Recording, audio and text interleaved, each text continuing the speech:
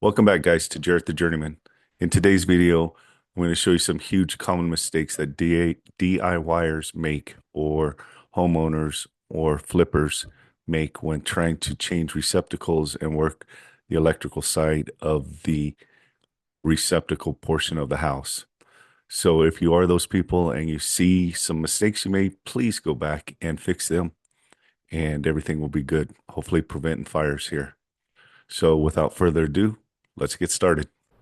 Alright guys, in this video today we'll be using Levington's 20 amp receptacle, an 11-in-1 multi-tool from Klein, and also a Milwaukee tip, an ECX tip for receptacles.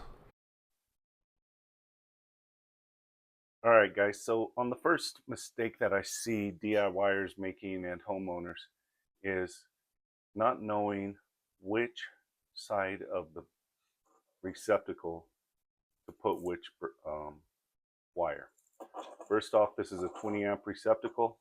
You can tell by this horizontal line or cutout on the neutral side versus the hot side. Here again, the smaller slot is your hot or black, and then your bigger slot, in this case on the 20 amp with the horizontal slot in it, it's your neutral side. So let's take a look at this.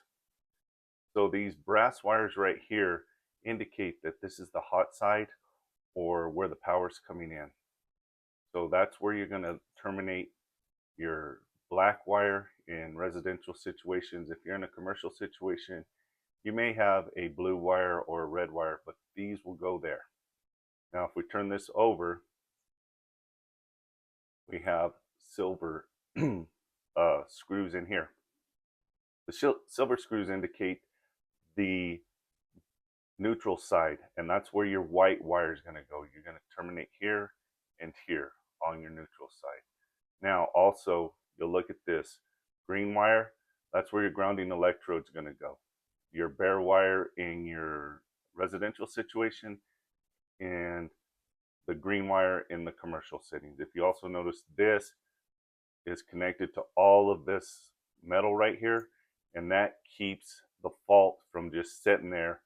So when you touch it, you actually go to ground and you get shocked. This wire that gets attached to here takes it back to the panel and shows the fault. So it does not carry the current, it does not hold the current on this metal structure. So what's the reasoning behind this is that you do not want to put your neutrals here and your hots here, because you'll be creating a reverse polarity on everything. On a single phase, it's not that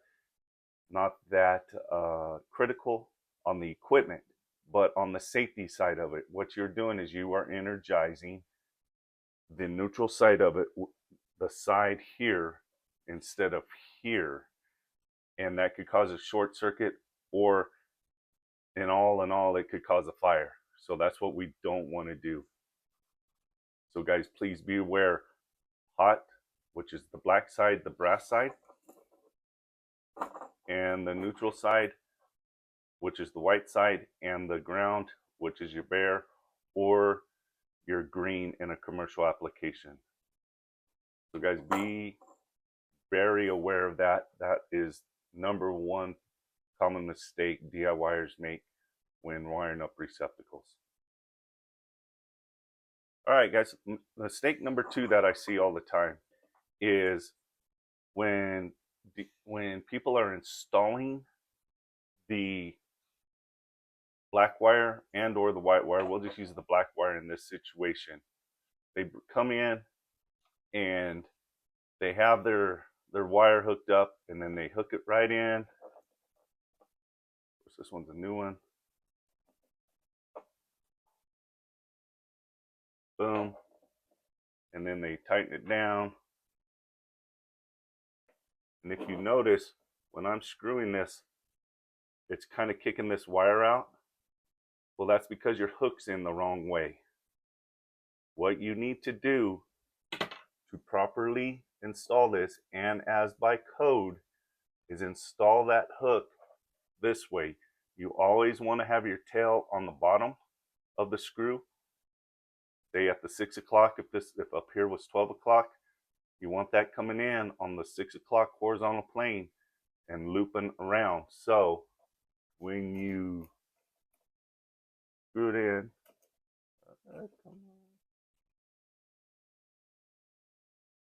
notice how it gets tighter and it wants to close on itself.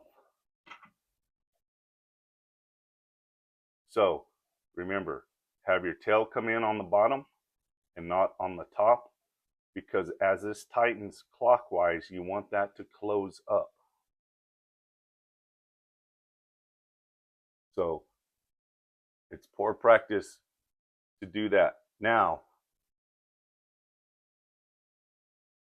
what we need to do is on stranded wire, I don't have any on me, but if you're doing stranded wire, make sure you bring your tail in on the bottom. But when you have that stranded wire, take that stranded wire and turn it counterclockwise and retwist that wire. It comes from the factory twisted clockwise. Twist it counterclockwise, and when you put it in here, your ends won't open up. They'll actually get tighter on themselves because of that counterclockwise twist. So that's a pro tip for you guys to keep in mind. If you have to use that stranded wire, take that and twist it counterclockwise until it gets tight again, because it's tight. You'll twist it and it'll loosen up, and then all of a sudden it'll start twisting again. Then install it right here, and as you tighten that screw up, you will see that it tightens on itself and make a better connection instead of fraying out. If you have stranded wire that's fraying, take it out and twist it the other way, and that'll save you a bunch of shorts and troubleshooting problems in the future. All right, guys, here's mistake number 3 that I see homeowners and DIYers performing on their receptacles. See these holes in the back of these receptacles? This one's a little special, but all the other ones have this in the back. Don't backstab. If you backstab, let's see what we got. If you backstab, you'll put the wire in, push it in, and it'll look good. And you'll be pulling on it, it's fine. But if you take this and you can twist them and pop them out, well, then we have a problem. Because over time, that spring that's holding that tension on the conductor actually gets fatigued over the use of the current in the wire, and also the use of the receptacle. People plugging in vacuums, pulling them out, kind of wiggling them around. It eventually gets weak enough where the wire either gets loose and starts arcing when there's a load, or it actually just pulls all the way out, and then you have a live wire inside your box, and usually your circuit quits. So with that, there again, you'd have a fire in your box, some arcing going on, and that'd be no good for this for your homeowner. So guys, please use the hooks, use the side screws. Let me show you on this one. Remember, use these side screws, hook them in, make sure you got a clockwise screwing on this, and that'll hold the tension on this screw and the conductor. Again, you don't want any loose connections in these. That's when the arcing and the fires start. So don't backstab. I know it's easy, but don't do it. Take your time and throw some hooks on there. I showed you how to do it, and hook everything so you can get a good tight connection on that instead of a loose. All right, guys, so the next one is double stacking of the wire underneath one screw. Now this one, I do have number 12 wire, but in your house or residential setting, you may have number 14 wire, which is smaller, which you were able to pull this feet off. But don't do it. I'm just showing you what it looks like. So what they'll do, they'll come in here, and of course I can't get both of these to fit under here, but you'll have 2 wires under one terminal. Do not do that.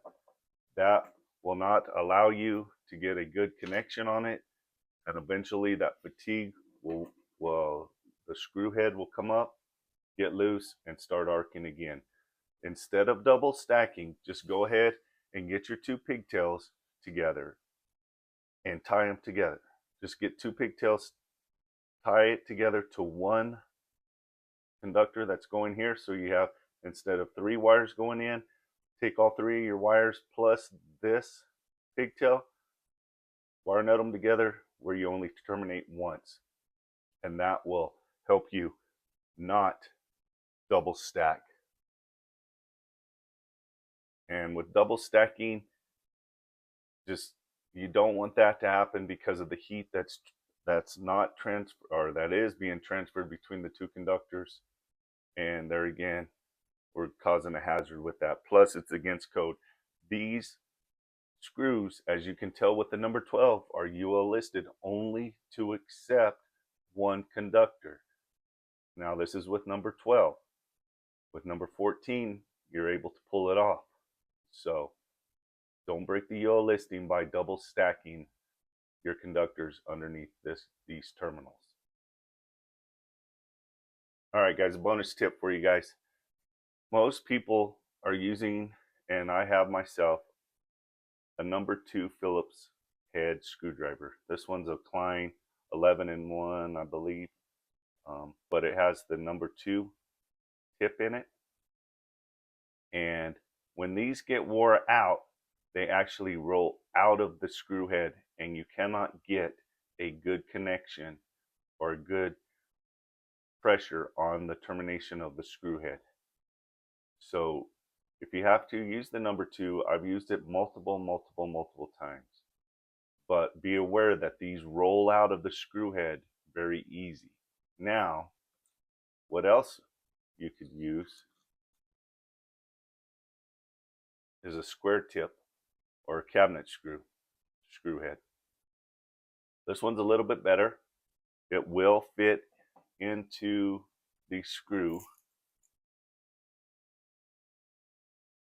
and give you a good twist. So you could use the square tip or the cabinet tip to fit in there. Kind of you're using your 90-degree angles to help you make a good connection. But I've put this to the side when I trim out, and I grab this. Now this little tip, it's a Milwaukee tip. You saw in the beginning of the video the EXO, I think, from Milwaukee. But look at that configuration. And that configuration is the best we've used so far. Is this. It's not just best because it's Milwaukee. Klein makes one too, and I'm sure somebody else does too. But if we were to grab this, and it fits right into your Phillips head, and it applies more surface area to your screw head and gives you a better tension. Actually, you can get about 1/8 more of a turn if you take your number 2, not your square tip, but your number 2, crank it down as hard as you can, and then you can take this tip, put it in your screwdriver, and you could still get some more out of this one. So this Milwaukee tip will help you out a lot better on that. In fact, inspectors around here are starting to use these configurations of screwdrivers to check your screw tightness and whatnot.